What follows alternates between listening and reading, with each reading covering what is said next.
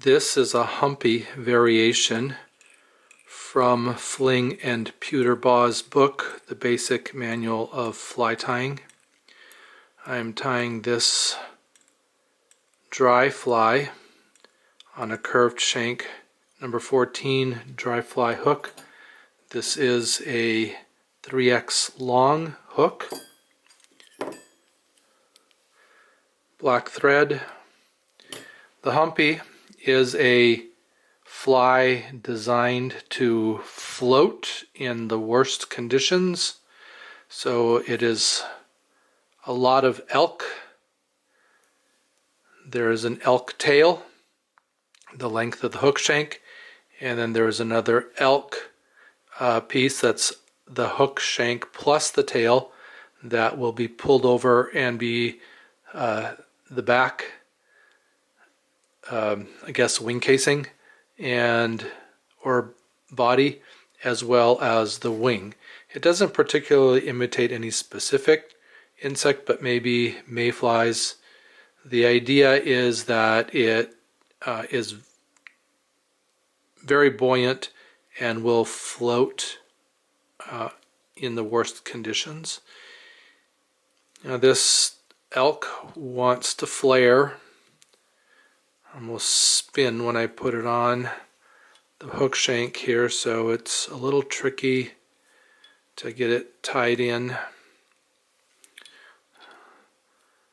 I want to keep it on top of the shank, and I want this front part not to get all flared, so I'm just going to do a spiral wrap up just to control those fibers.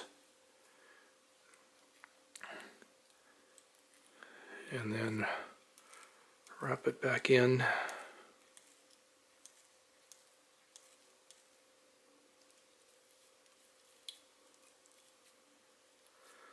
Yeah, it's not much controlling those fibers, but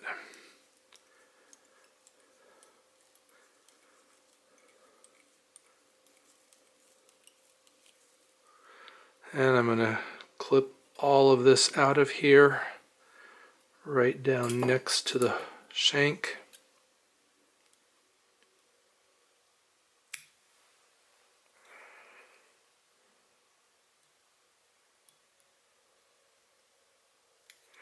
Careful not to cut my thread.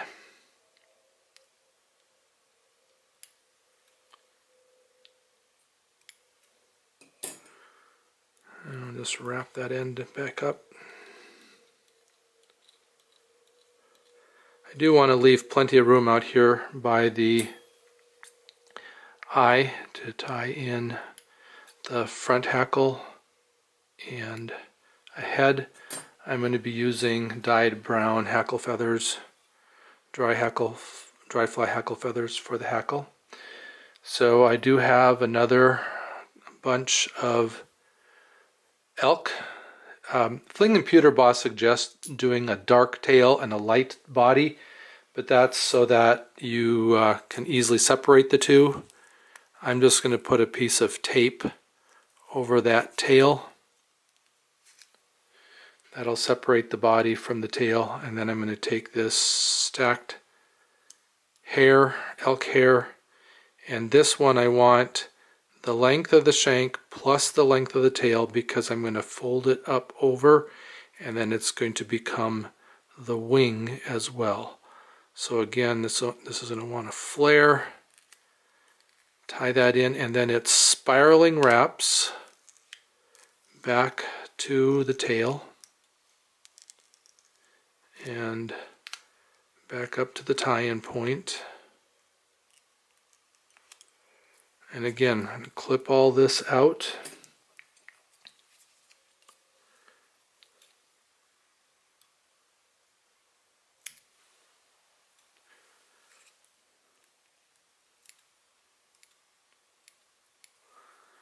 And tie that butt end in, tie it down. Okay, then I'm going to take this body and pull it up over the top of the shank, and then tie that in. Again, leaving room for the hackle And for the head,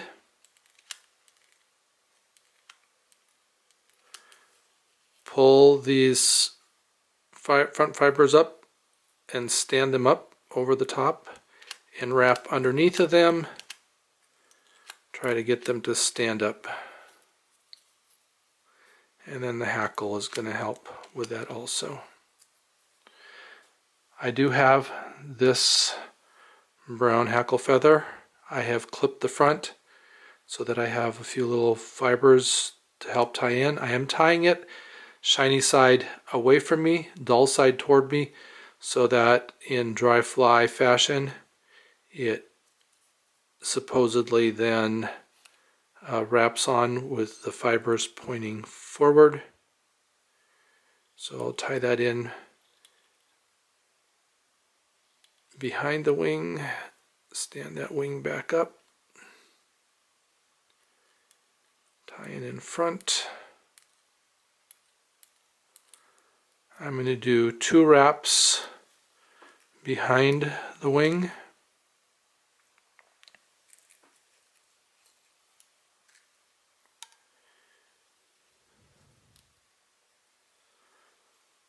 And then I'll stand that wing up again, bring my hackle to the front and wrap it in front, just leaving enough room to grab in that stem as well as tie in a head.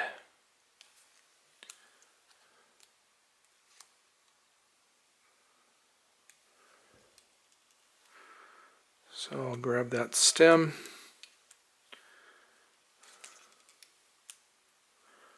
pull back on everything, try not to catch. I guess I can take that tape off now.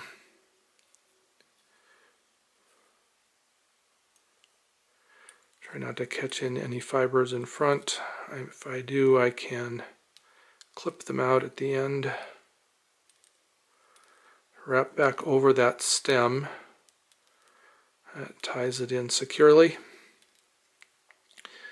Then I can take and snip off the stem.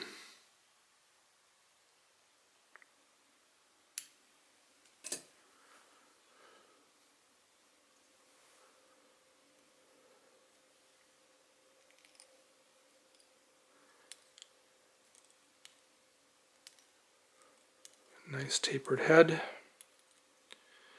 And there I did catch in one of those fibers. It's kind of hard not to do that.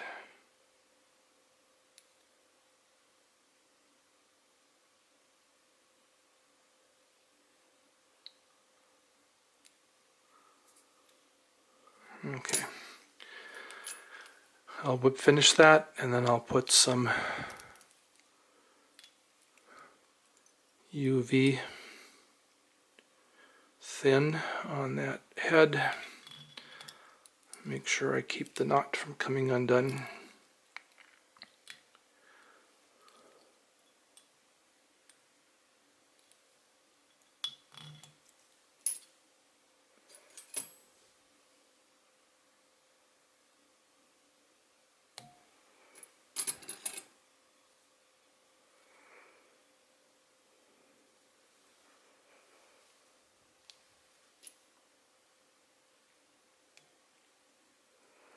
I will also check that eye to make sure that I don't have any glue in the eye or resin or whatever you want to call this. You can use head cement. The color of the front hackle may be variable depending on what you want. I just had this brown hackle that works fairly well.